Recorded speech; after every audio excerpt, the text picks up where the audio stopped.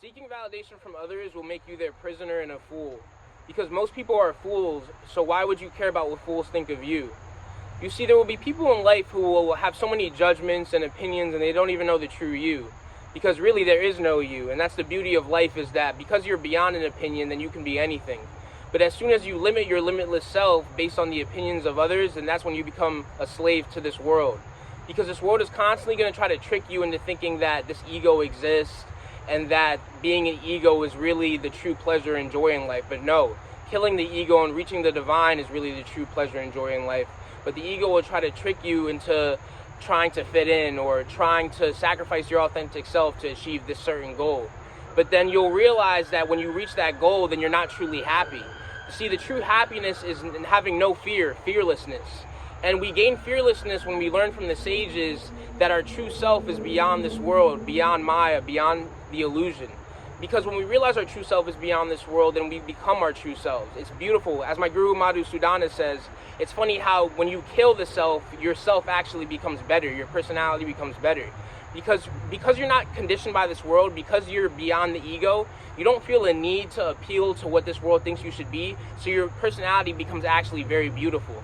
Because the reason it becomes beautiful is because when you're not conditioned by this world, when you're not needing to be part of this society, then you become like a flower. Look at a flower. Look at how beautiful nature is. That's because it just is as it is. It doesn't care about appealing to society or appearing a certain way or looking a certain way for this person or that person. It just is as it is. Look at animals. They don't get dressed up or this or that to impress a partner. They just are as they are. And we need to practice just being in our naked being. And I'm not saying you have to be literally naked, but I'm saying just be free, be pure, be purely yourself. Don't worry about what the society has to tell you or what it thinks that you should be, because the society is full of fools, and you don't want to be a fool. You know, when the wise man is not accepted by society, he takes it as a compliment because it means that he's not a fool. And there was a story of this sage, Vamakepa, and he had thrown a jar of his urine on the idol of Mother Terra, which is the Divine Mother. And the crowd had gotten very angry at him, and they were wondering why he did that. They thought he was blasphemous.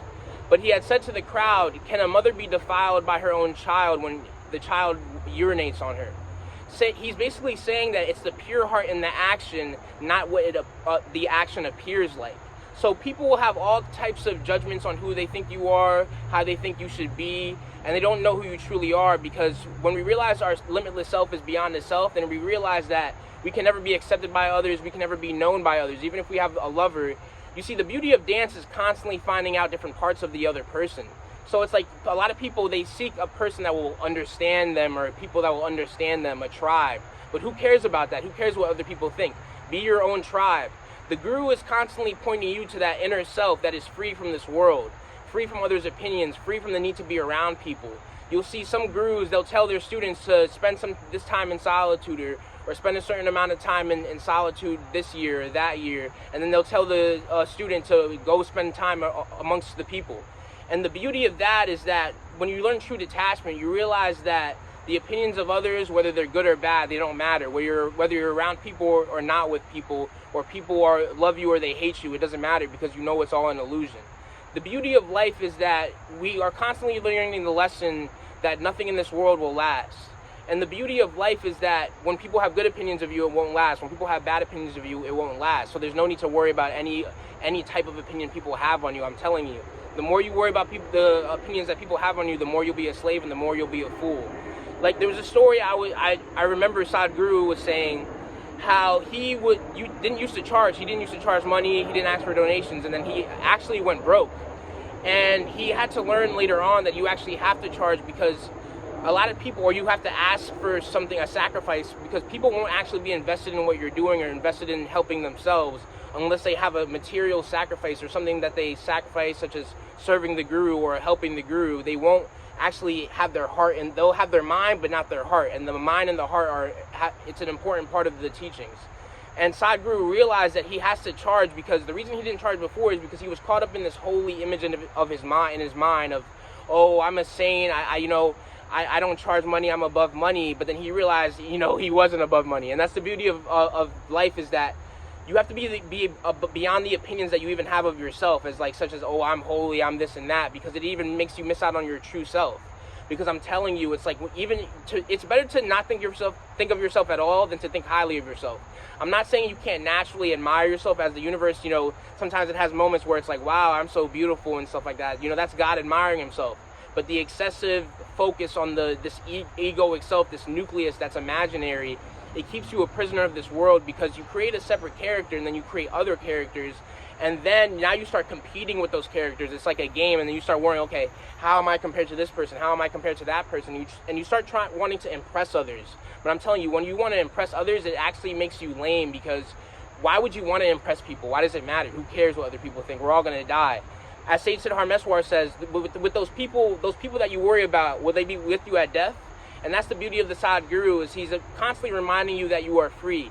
He's constantly reminding you that you are beyond the sense objects. As Sage Siddhar Meswar says, we should like what the Sadguru likes. And the Sadguru likes that we should be free and content without enjoyment through sense objects.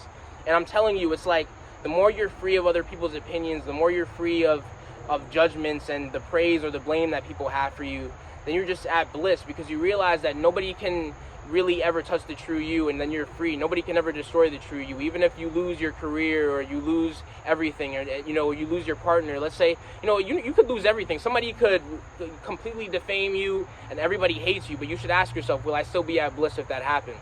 Because that's how you know you're truly free, is that even if this whole world hated you, that you still be free. You think a sage cares what people think?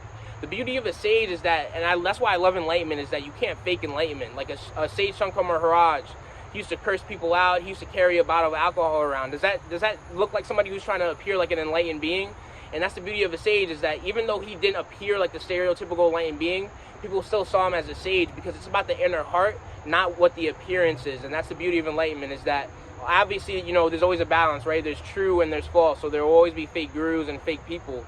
But it's beautiful how what often seems real is fake, and what often seems fake sometimes is real. So it's beautiful. It's just, go beyond being superficial. And it's like, I'm telling you, the more you worry about other people judging you, you judge others. So I'm telling you, the more you worry about superficial things like people's opinions and stuff like that, the more you'll be free. And I'm telling you, you have a beautiful, free life. As a child, you didn't worry about these things. If you shat in your diaper and you'd move on the next day. You wouldn't be like, oh, my mom saw me shit in my diaper, or my sibling saw me shit in my diaper. You wouldn't even care. You just move on. So be like a baby, be more like a baby, and just be free of this mind that torments you and thinks that there's separate characters in this illusion. While there's the appearance of separate characters, that in their true nature there is no other character. And the problem is that you think you're a character when really you just have characteristics. That's the beauty of God, is that he's not a character, but he does have infinite characteristics.